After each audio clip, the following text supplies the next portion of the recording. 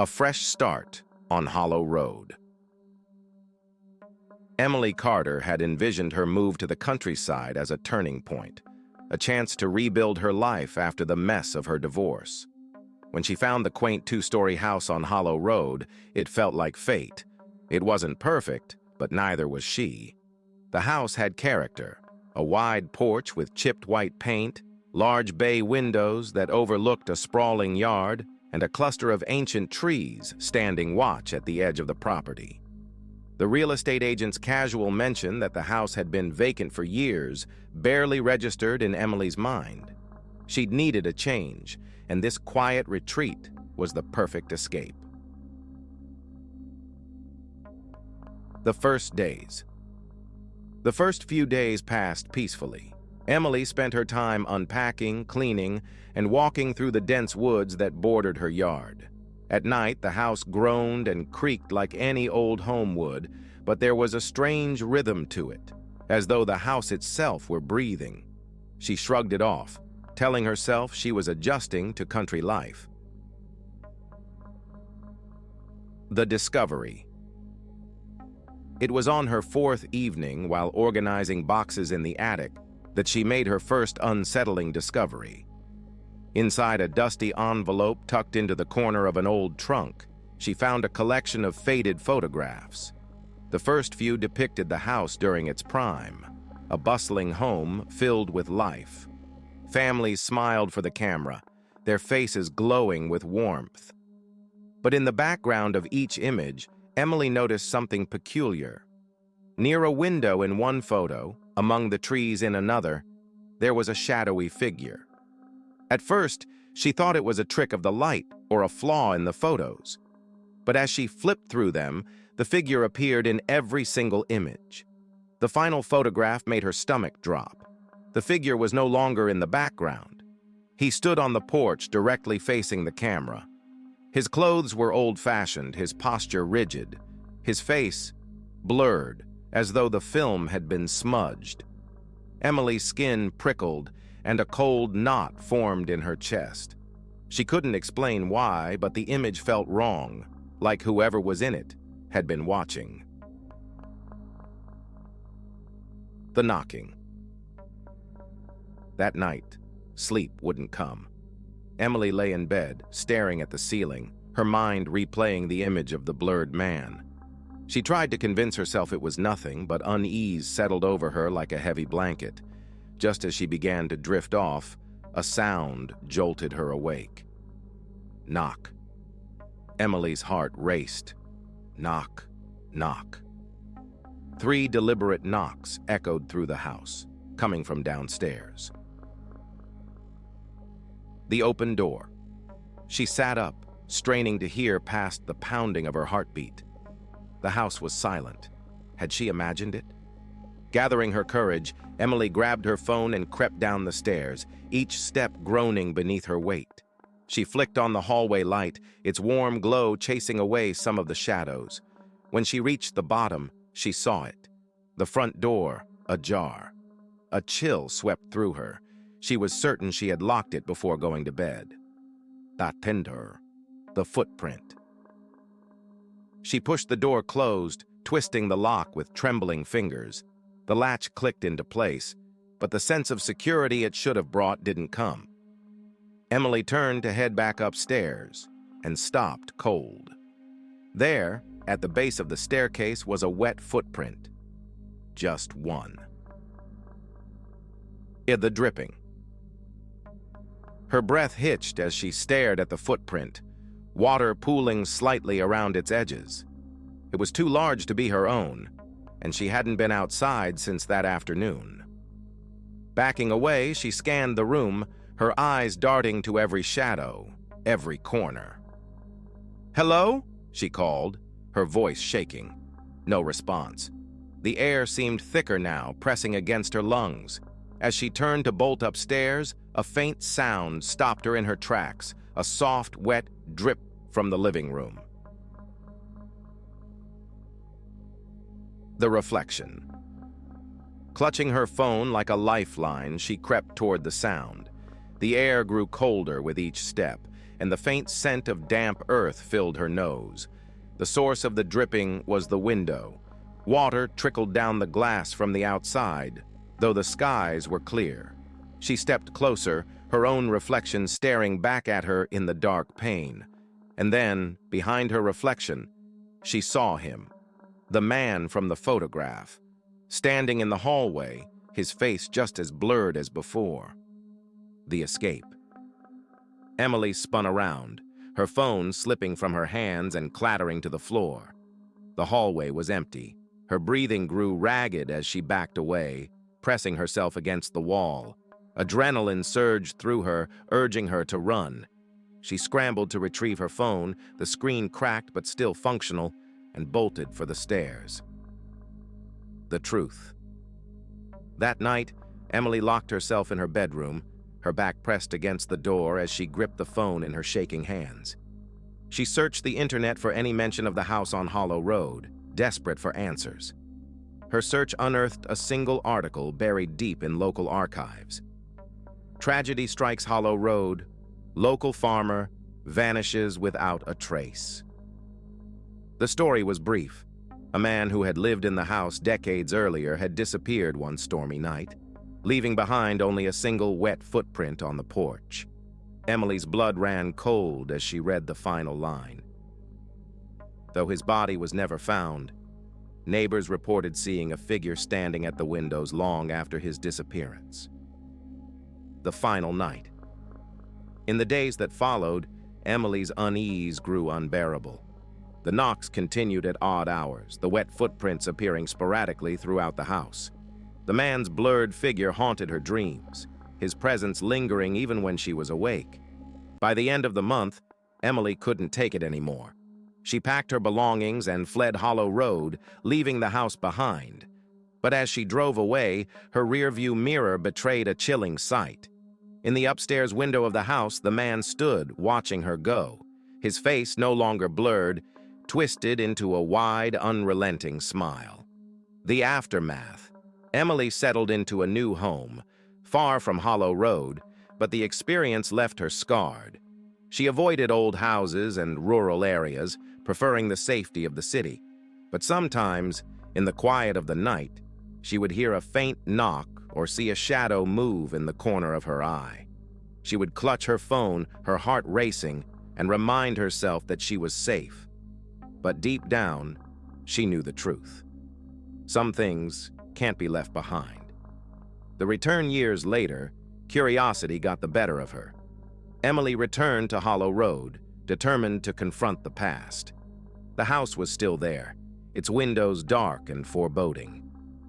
As she stepped onto the porch, the door creaked open on its own. Inside, the air was thick with the scent of damp earth, and the walls seemed to pulse with a life of their own. At the top of the stairs, the man stood, his face no longer blurred. "Welcome home," he said, his voice echoing through the empty halls. The next morning, sunlight streamed through Emily's windows, dispelling the suffocating dread of the previous night. She sat at the kitchen table, clutching a mug of coffee, replaying the events over and over in her mind. Logic told her it was her imagination, fueled by stress and the unsettling photographs in the attic. But the single wet footprint near the stairs, that wasn't her imagination. Regaining control. Determined not to let fear take root, Emily decided to make changes. She replaced the old locks with modern ones and installed a security camera in the living room. It was an attempt to regain control, a way to feel safer in the house that had quickly turned from a haven into a source of anxiety. By the time the new locks clicked into place, the sun had dipped below the horizon, and the house was bathed in soft, silvery moonlight. Emily double-checked every window and door before heading upstairs. As she ascended the creaking staircase, a strange thought struck her. Why did it feel like she wasn't alone? The footsteps. The feeling lingered as she lay in bed, staring at the ceiling. Every creak and groan of the old house felt magnified in the silence of the night. Finally, exhaustion took over, and she drifted into a fitful sleep. At 2 a.m., Emily jolted awake. The sound of faint footsteps echoed through the hall, growing louder as they approached her room. Her pulse raced as she strained to listen. The footsteps stopped just outside her door. Summoning her courage, she whispered, "Who's there?" The silence was deafening, but then came a whisper. Software guttural. "You shouldn't have stayed." The search Emily bolted upright, her breath coming in shallow gasps. She fumbled for the bedside lamp, flooding the room with light. The hallway was empty. Grabbing her phone and a kitchen knife, she moved through the house, checking every room.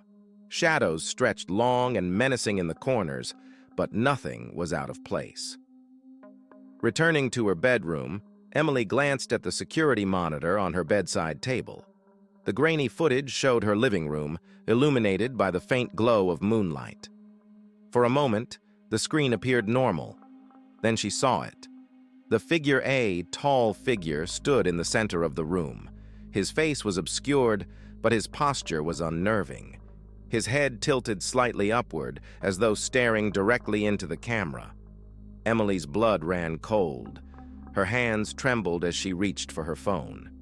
Before she could press record, the screen flickered and went black. The air in the room felt heavy, oppressive. Emily didn't sleep for the rest of the night. The library. The following day, Emily drove to the local library. She was done waiting for answers to come to her. She needed to know what was happening in her home. The librarian, a woman in her 60s with kind eyes, pointed her toward the archives.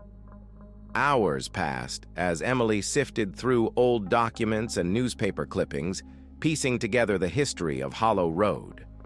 The house had been built in the early 1900s by Samuel Greaves, a wealthy yet reclusive man.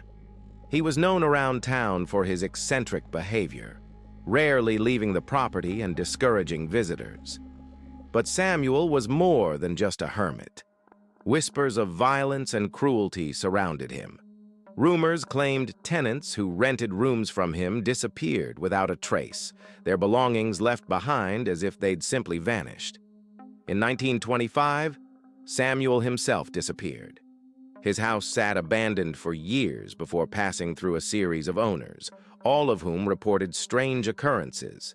Some heard voices, others saw figures in the woods. Most fled within months, leaving the house to fall further into decay. The article. As Emily scanned the final newspaper clipping, a chill ran down her spine. The article described Samuel's disappearance in eerie detail, recounting how neighbors had last seen him standing in his yard at dusk, staring at the woods. The next day, he was gone. His name had become a local legend, tied to stories of hauntings and restless spirits. The headline read, "Vanished without a trace, the curse of Hollow Road." Emily felt a prickling sensation at the back of her neck, as if someone was standing behind her. Slowly, she turned her head. The man in the library. In the corner of the library, a man was watching her. His clothes were old-fashioned, a dark coat and wide-brimmed hat. His face was shadowed, obscured by the dim light. Emily's breath caught. She blinked, and the man was gone. Her heart pounded as she gathered her things and left the library. The librarian's kind smile didn't comfort her as she stepped into the cold air outside. Something was happening, something she couldn't explain, and now she had a name, Samuel Greaves. The return home. But as she pulled into her driveway that evening, the house on Hollow Road seemed darker than ever, its windows like hollow eyes staring back at her. Emily hesitated before stepping inside, the weight of the day's discoveries pressing down on her. The house felt different now, as if it knew she was uncovering its secrets. She locked the door behind her, the new locks clicking into place, but the sense of security they should have brought didn't come. The whisper. That night, Emily lay in bed, her mind racing. The events of the past few days played on a loop, each detail more unsettling than the last. Just as she began to drift off, a whisper filled the room. "You shouldn't have stayed." Emily's eyes snapped open, her heart pounding. The voice was closer this time, almost in her ear. She sat up, scanning the room, but it was empty. The whisper came again, softer now, but no less menacing. "You'll regret it." The decision. The next morning, Emily made a decision. She couldn't stay in the house any longer. The fear, the whispers, the figure in the library. It was too much. She packed her belongings, her hands trembling as she moved through the house. As she loaded the last box into her car, she glanced back at the house. In the upstairs window, the figure stood, watching her go. His face, no longer blurred, twisted into a wide, unrelenting smile. The new beginning Emily settled into a new home, far from Hollow Road, but the experience left her scarred. She avoided old houses and rural areas, preferring the safety of the city. But sometimes, in the quiet of the night, she would hear a faint whisper or see a shadow move in the corner of her eye. She would clutch her phone, her heart racing, and remind herself that she was safe. But deep down, she knew the truth. Some things can't be left behind. Emily sat at the kitchen table, staring at her laptop screen. The phone number for Dr. William Chase, a local paranormal investigator, glared back at her. Her fingers hovered over the keys. She had always dismissed such things as superstition, but the events of the past weeks had shattered her skepticism. Taking a deep breath, she dialed. 650 Chase. Dr. Chase arrived the next afternoon, a man in his late 40s with a calm, commanding presence. His dark coat and glasses gave him the air of someone who had seen more than his fair share of the unexplained. Emily walked him through the house, recounting the knocks, the wet footprints, and the figure on the security footage. "This house has a strong presence," he said, his voice measured. "It's not uncommon for places with a history like this to hold on to energy. But from what you're describing, this isn't just residual activity. It's intelligent, and it's angry." The investigation begins. Dr. Chase unpacked his equipment as the sun dipped low in the sky. He set up thermal cameras in the living room and hallways, motion detectors by the staircase, and audio recorders in the attic and basement. As the first night fell, the house seemed to wake. The air grew colder, and the faint scent of damp earth wafted through the rooms. Shadows danced along the walls, darting in and out of the corners of Emily's vision. "It's here," Dr. Chase whispered, his eyes on the thermal monitor. The screen showed an unmistakable figure standing at the base of the staircase. It was tall, its outline fuzzy and undefined, as though it were barely tethered to this world. "Samuel Greaves?" Emily asked, her voice trembling. Dr. Chase nodded. "It's watching us." The escalation. The activity escalated as the hours passed. Doors creaked open and slammed shut on their own. Low whispers filled the air, their source impossible to pinpoint. The oppressive atmosphere made it hard to breathe, and the temperature continued to plummet. "This entity doesn't want you here," Dr. Chase said, his tone grim. "We need to act tonight before it grows stronger." The cleansing ritual. The cleansing ritual began at midnight. Dr. Chase lit bundles of sage and placed protective symbols in each corner of the house. He recited an incantation, his voice steady despite the growing tension in the air. Emily followed his instructions, holding a candle and repeating the words he gave her. The house reacted immediately. The walls groaned as if under immense pressure. Shadows swirled violently, forming grotesque shapes that seemed to lunge toward them before dissipating. A loud bang echoed from the attic, followed by the sound of heavy footsteps descending the stairs. "Stay calm, Doctor," Chase said, though his eyes betrayed his concern. The confrontation. The footsteps stopped abruptly. At the top of the staircase stood Samuel Greaves. His blurred face from the photographs was now sharp and horrifyingly clear.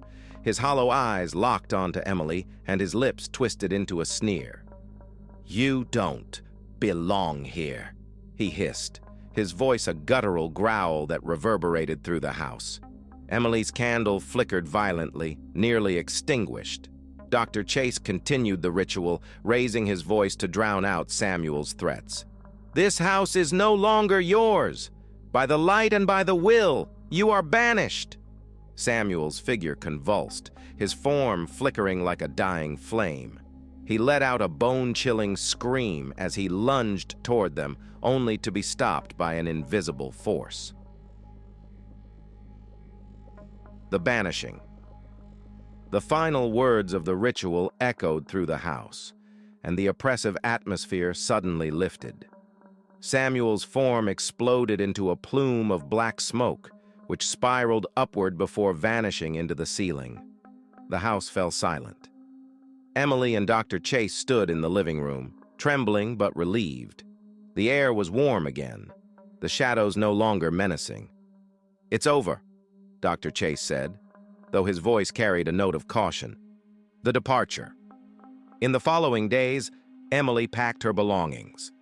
The house, while peaceful now, was no longer her sanctuary. On the morning of her departure, she stood on the porch, looking out at the yard one last time. The sun bathed the property in golden light, and for a brief moment she felt a sense of closure. But as she turned to leave, her eyes caught movement near the trees. A man stood there, his wide-brimmed hat casting a shadow over his face. Her breath caught, and she blinked. He was gone. The door of the house creaked open behind her, as though bidding her a final, chilling goodbye. The new beginning.